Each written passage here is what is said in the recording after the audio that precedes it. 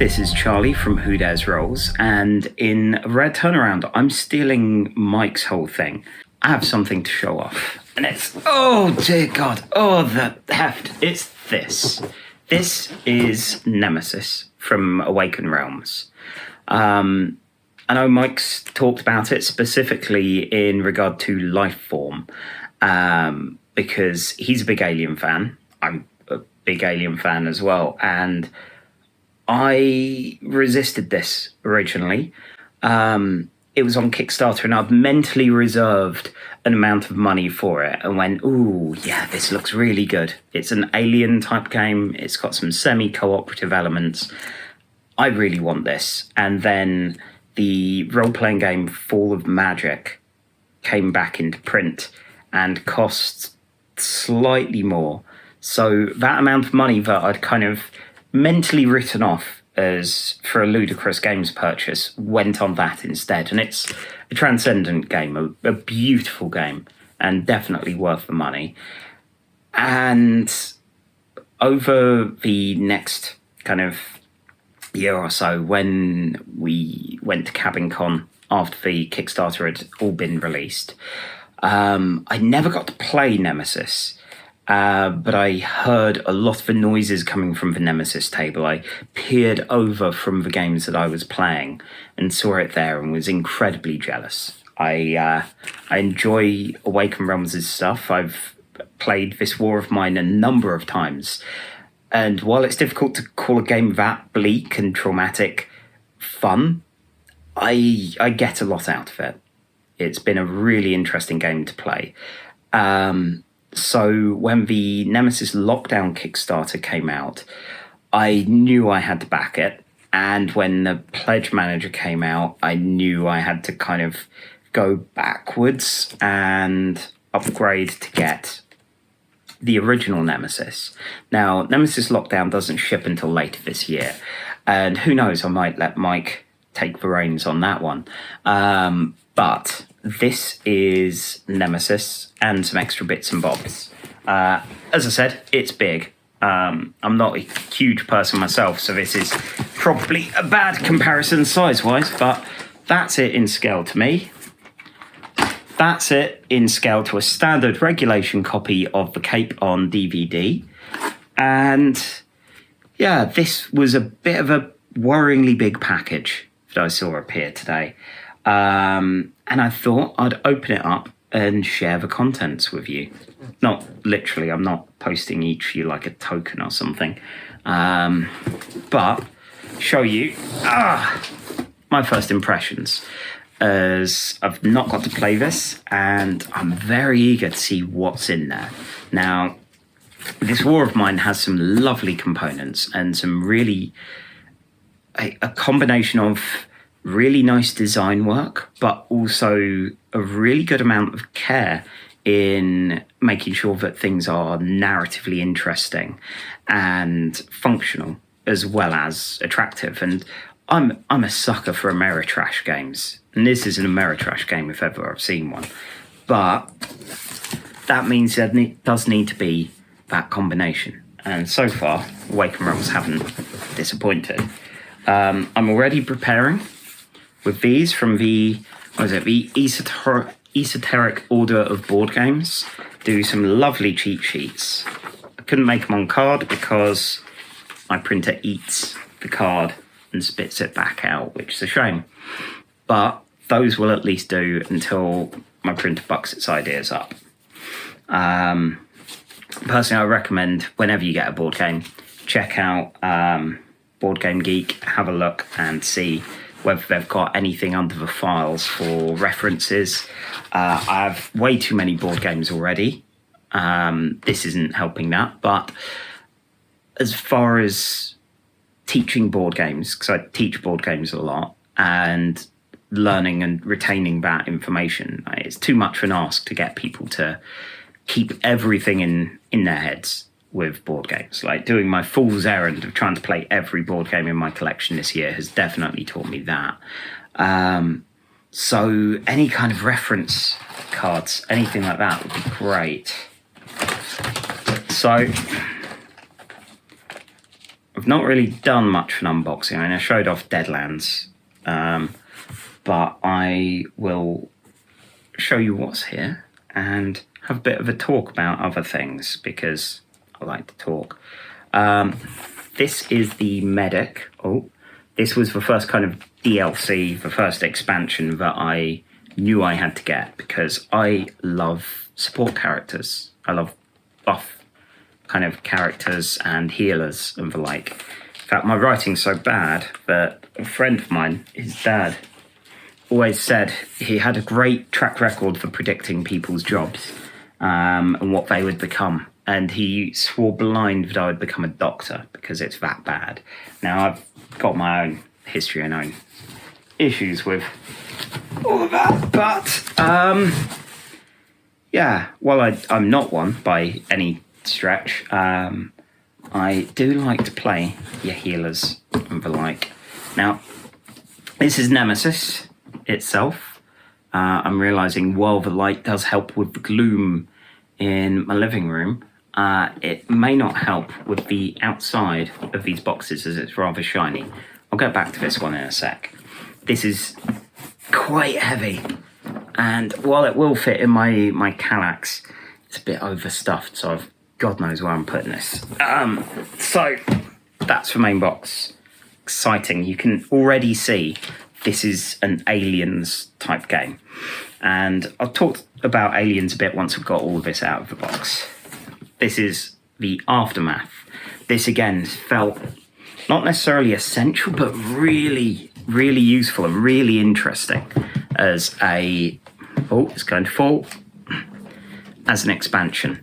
Adds an epilogue and some other bits and pieces. These were Void Seeders, which felt almost like Lovecraftian or like whatever was causing Event Horizon and all of that. They're supposed to kind of sap your mind and make you panic and despair and all sorts of fun things like that. There's Untold Stories. There's, a loose thing of tokens, which I assume goes with the Untold Stories. And I'm pretty sure, yep, that's it, which is good, because already I'm having that feeling of where am I putting this, what am I going to do with it, and how much do I have to learn. Right, box, go.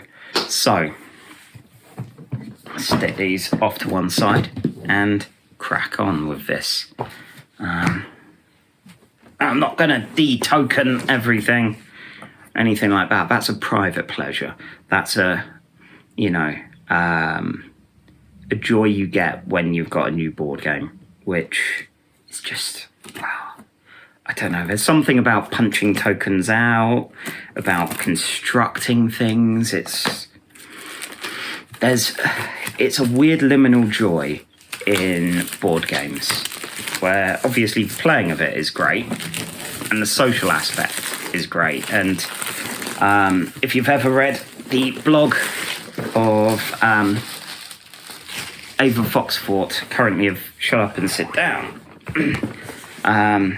Tactics and Tactility, talked a lot about the experience of physically experiencing the board games, the feeling of a dice and the uncertainty of what it may roll. The joy of unpacking a board game for the first time. And yeah, they definitely have that right of that experience. So, Nemesis. This War of Mine rulebook was actually amazing for being a kind of journal, teaching you as you go. So I've got high expectations for this, being able to teach me how to do this. It's got your layout, it's got, player goals, end of the game. Now this Nemesis is a semi-cooperative game. It's a game where you are all waking up on a spaceship with no power and horrid, similar to, but legally distinct from, the Fox/Disney aliens from the film Aliens. You need to get into an escape pod and get out of there. But that's difficult. You need to do stuff I admit I'm not 100% clear. You need to do stuff to get out and to be able to activate the escape pods, or you need someone to die. Okay? Sheets about rules. I do always wonder when I print out a cheat sheet first, is there going to be a cheat sheet in here already? And I hope so, but it won't matter because I'm already prepared. So, we have rooms. These are all random on the ship. Things like armory, emergency room, fire control system, nest, and you can take an egg apparently, which, you know, in these trying times is certainly good. There's the intruder board. There are things that are working on not. And evacuation sections. So lots and lots of rooms. These are your character tiles. So the mechanic and the captain. Everyone's got their own separate abilities, separate things they do. Scientist and pilot. Soldier and scout. And there are a bunch of things. Oh God, it's already coming away. There's something about take a cool picture of your game box. That's a box stand. Is that a stand to literally put this box on? Feels like a bit of a waste of cardboard, but if they didn't have anything else to put in, maybe that was the right thing. This is the board itself. I've learned don't vertically hang the board and flip it out because then it's gonna rip slightly. So, board. There are a couple of sides, a couple of different layouts of the spaceship. Okay, I've seen some lovely matte, neoprene matte versions of it, but I backed enough. I couldn't really warrant that, and after hearing a bit more about the environmental impact of them, and I know, hypocrite with all this dead dinosaur and such here, but hearing that neoprene isn't really great, it'd be interesting to see any other kind of alternatives or anything like that to try and lessen the already pretty damaging footprint that this sort of thing's doing. Silica gel, yum, love that. We've got one of these. Fancy viewer. Apparently it's to find out whether you're infected or not. Don't know how great that is because they're not always the best quality. But there are game modes that don't use it as well. We have, oh God, this, in fact, this, miniatures didn't stay up there, but this is a nice looking tray. Has all your different characters, don't know how these are going to feel. This War of Mine has these kind of glass beads, but they feel weird and hollow.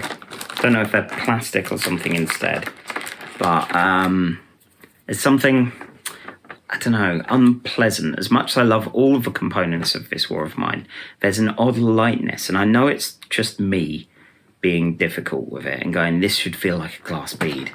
But next time I play this War of Mine, I might replace them with some actual heavy glass beads. There's these, which I think might be noise. There are player stands. Now you can tell the ludicrousness of Kickstarter board games. And I'm saying this as someone that's very excited about all this. But anything that's like, oh yes, here's this to put your hand on. It's a bit much. Dice, a couple of D10s, a couple of D6s with weird wibbly things on. Now, fire, ooh. And cogs, which are like broken ones from this War of Mine. So, when I was a kid, my dad got a bit bored of showing us kids' movies, and this must have been a bit beyond 8. And on our weekends with him, we'd get films out from the video box back in the long, long ago. And he hit a kind of tipping point going, right, well, at some point you're going to want to watch scary movies. And if you're going to do that, you're going to do that with me. And I'm going to explain all of them afterwards. So we saw Alien. And it was possibly a little too early to see such things. But it was very good. And sure enough, he spoke with us afterwards, put it in context, described everything, and, you know, made sure we knew this was a film. We weren't going to go, oh my God, you're going to go into the kitchen and come back and have a chest burster and all that. So we ended up watching Aliens. And to this day, I can't tell you which is my favourite out of Alien or Aliens. I love horror. So the suspense from Alien is beautiful and perfect. There are some brilliant things in there. And then Aliens, I was, you know, young boy that was all excited about monsters and space marines and all of that. So it was the perfect thing for a kid. I mean, you know, aside from being an 18-rated film. And I got really invested in it. Not just... Oh, more silica gel. Not just because it was more alien stuff, but because it was an interesting world. And there were... God, there's so much silica gel here. I'm going to be stuffed. Okay, this has spaces for some of the things, like the room tiles, which I quite like. I'm betting there's no room for anything expansion-wise, but it's still very nice. But yes, where was I?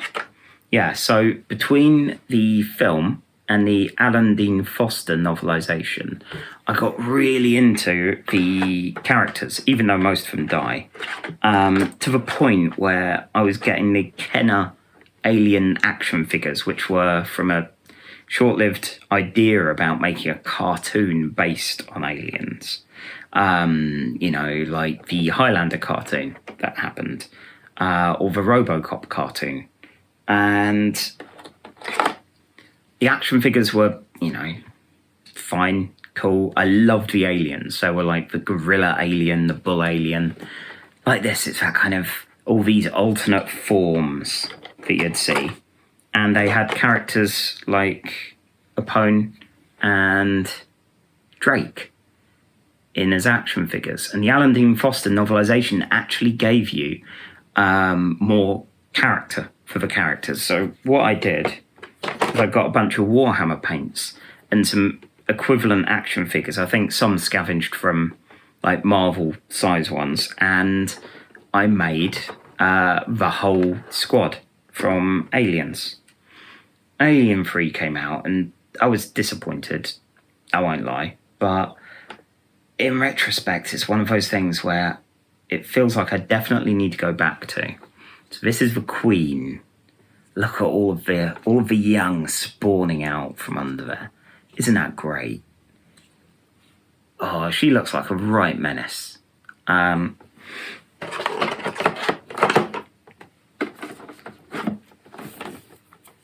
Oh yeah, and we have, I know that's a weakness card, because you need to find out, or would behoove you to find out the weakness of the creatures. There's items. In fact, somewhere up there, I need to reunite it with this.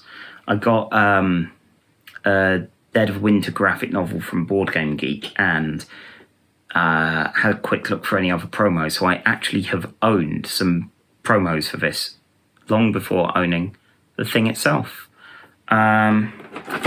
which give you some feats, which are extra neat abilities that you can unlock and then use. Again, I will not bore you with all the different types of cards. It's just all quite exciting. Ooh, empty space for sleeved cards, it says in there, which is nice because I admit I'm a sucker for sleeving. do like to do that because I'm a bit cack-handed.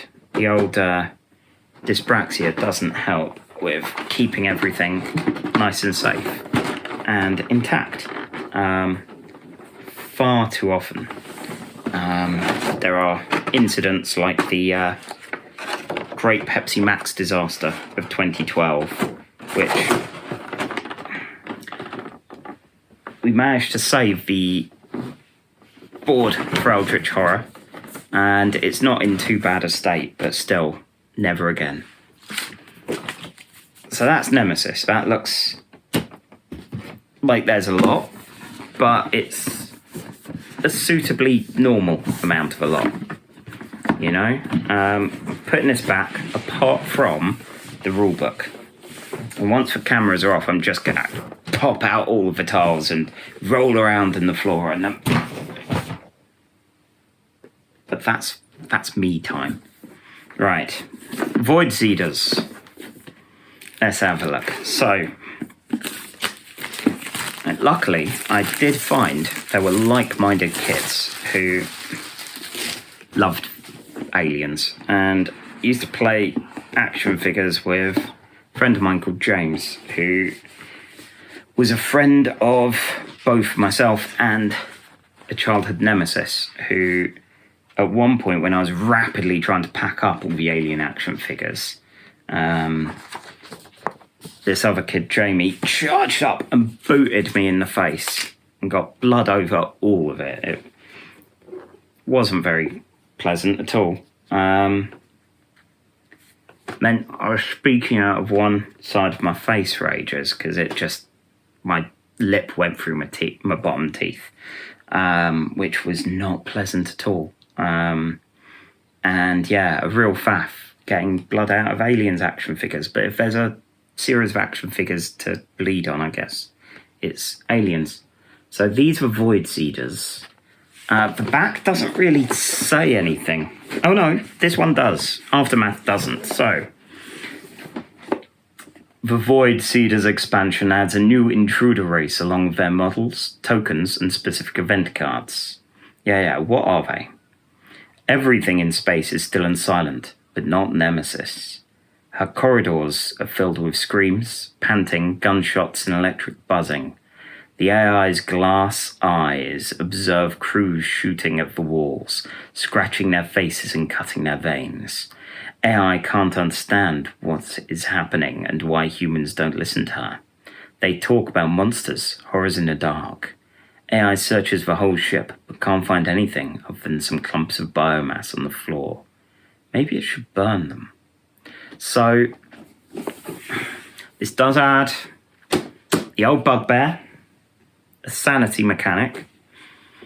This is a bit more, it's that problem of you want to reflect the fright, the shock, the horror of the supernatural, the mind-bending things. Just use something other than sanity. You know, it's a bit played out as a term, and of course the implications towards people mental illness wise, anything like that, it's not cool. It's where it's always a shame whenever I see any of the lovely Fantasy Flight horror things, some of them move away from that and say shock or anything like that. Hell, this war of mine has reality impact. And then they go and put something back in with sanity mechanics. It's not great. There's this, no idea what it is, but there are 3 bits missing from this. I wonder if those were to be punched out and ended up getting put in elsewhere. There may be some story about that. If I can't find out what that is or why it is, I'll check out the Kickstarter. So, the Void Seeders, we have block of cards, tiny pack of tiny cards with the insanity track. We have, I assume, these are the biomass. Ooh. And then we've got the little ones.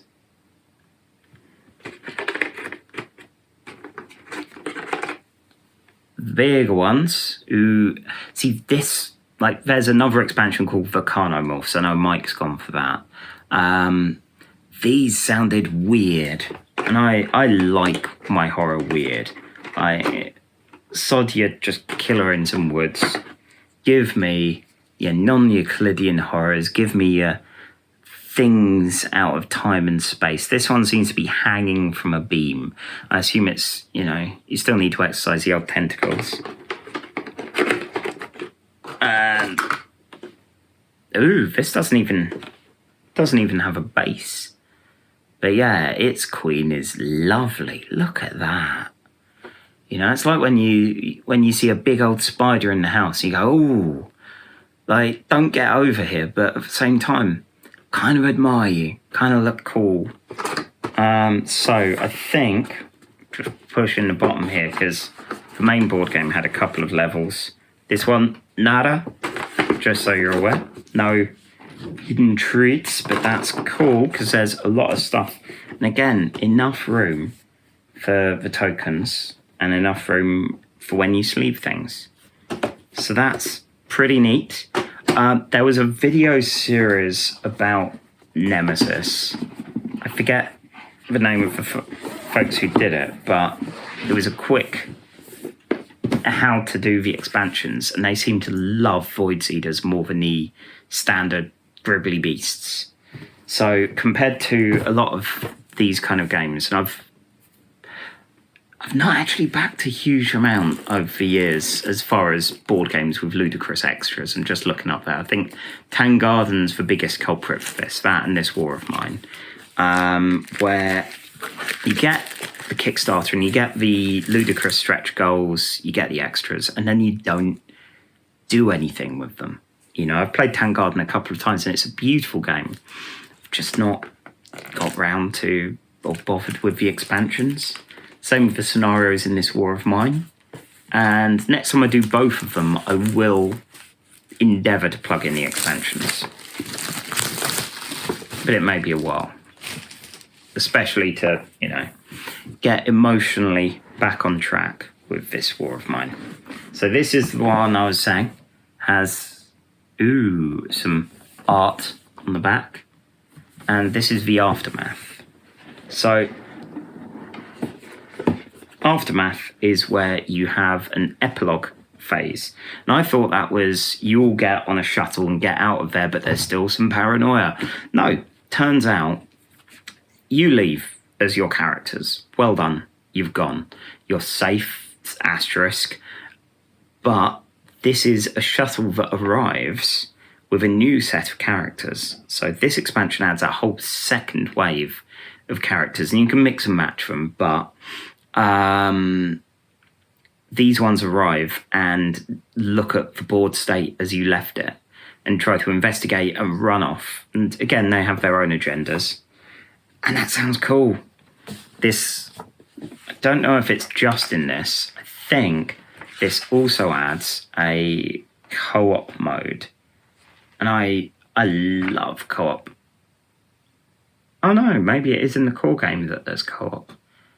There's new traits and characters, Aftermath components, epilogue mode, which is the one I was saying about, research mission mode, which is where you just play that second game instead of the basic one. Again, you got another one of these.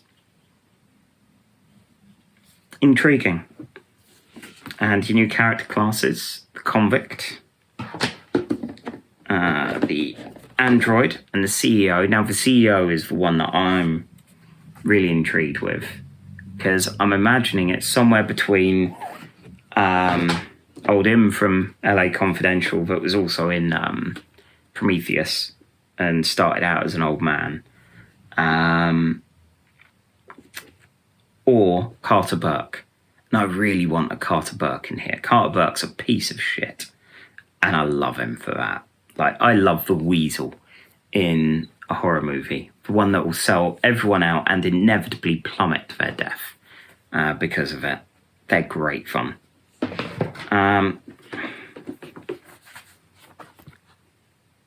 This is a shuttle that you kind of attach to the board. Now, this looks a lot more sparse but that might actually help with putting stuff in and putting in things like the medic. Don't know. Ooh, and my partner's going to love this. It's a space cat for your first player token. Isn't that adorable? Let's see, there's a sand timer. I've got someone who gets horrendous analysis paralysis, so this might be good just for pressuring him. And characters. So each of these characters do look a bit kind of, I don't know, a bit more dramatic and like they belong in some kind of cyberpunk thing than possibly aliens. I don't know, actually this bounty hunter looks a bit more suitable and very exciting. There is a dog, yes, new dog just dropped, and I'm sure he'll be a very good boy. We have turrets, again, for all your aliens, motion tracking, xenomorph shooting fun. And again, like the Void Seeders, this feels like a thing I will endeavour to add to the game. Once I've first learnt it and played it, then I want to play with these pieces. Like, I want to learn what this is like and what it does. God, I was about to say even the lid's heavy, but it's all the stuff that I left in there. So yeah, now I'm mainly known on this channel for role-playing stuff, and that's true and valid, and I'm more of a role-playing person. But it's only recently there's been a good way of doing an Aliens game. I'm too young for the original Aliens RPG, which Mike has got and I think has actually run. And then there was a massive gap, and then Free League did a big, beautiful Alien RPG, which I've run and reviewed on the site. Before that, I did have a couple of stabs at alien type things, and Dread, which uses a Jenga tower for resolution, works perfectly for an alien game. Surprised I've not tried a Fiasco type game for it. There's also a game called One Ugly Motherfucker, which is a bit more a Predator game, where you'll play macho people who are just victims. But when one of you's left, you flip and you become a hero. You become the survivor. You become the final girl, effectively, of the piece. And then you're able to take on the monster, even though the monster is then played by everyone who has died at that point. So yeah, these are, I'm certain these are from Untold Stories, which is, it's a bit smaller than a comic. 1 second. This, I've been rereading Ten of Swords. Actually, no, it's just slightly shorter. It is, of course, considerably larger than a copy of the Cape, and it's got comic elements for it, which I like that there's a comic. I found it's weird playing a multiplayer game and opening up a comic, presenting a comic to a group. Marvel Champions had this with their Rise for Red Skull game. So I did like I did as a kid and did the voices. But yeah, most of the time that was while the other players were setting up. So yeah, we've got a cooperative campaign. I love co-op games. Yeah, there we go. There's our boys. Okay. I think I'll probably chuck them and this in with the Aftermath box, because I don't want to have loose tokens. And the last thing is this, which is in a sealed clamshell. Now, Tangarden actually... I didn't have anything able to really record my unboxing of Tangarden, but Tangarden had expansion individual minis in teeny boxes.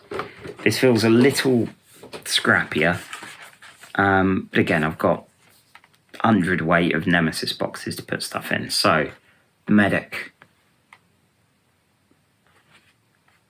I assume the things they have, there are spots for wounds, signals, slime, the mini, what's in her hands, and what she can craft. We have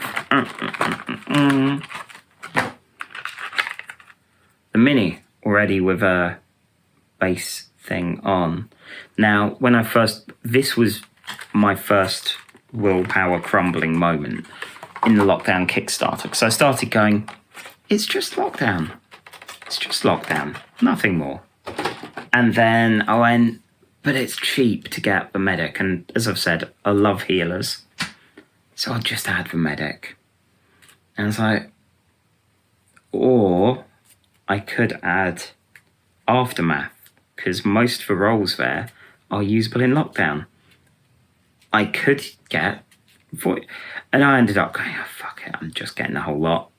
There are cards, including replacement for medic expansion draft card. No idea. I assume this is like putting errated things in. There's some of your items. So, that is Nemesis, which all in all looks pretty cool. I'm most likely going to have a test game with my partner and my lodger.